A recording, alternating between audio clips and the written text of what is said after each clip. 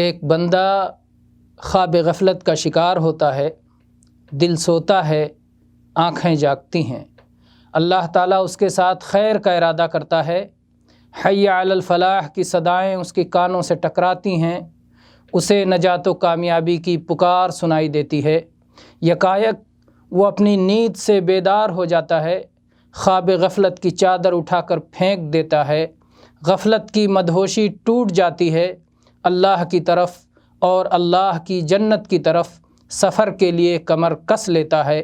یہ ایک سالک کا پہلا مقام ہے۔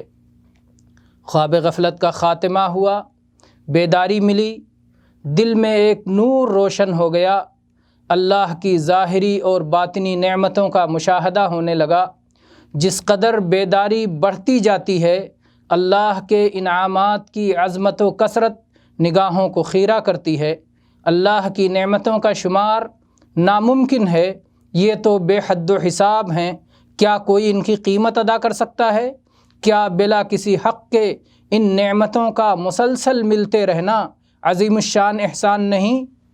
دل بیدار سوال کرتا ہے کہ میں ان احسانات کی شکر گزاری کے لیے کیا کروں؟ شکر گزاری کے فریضے میں کس قدر کوتاہی کا مرتکب رہا ہوں؟ اب ان کی تلافی کیسے ہو سکتی ہے؟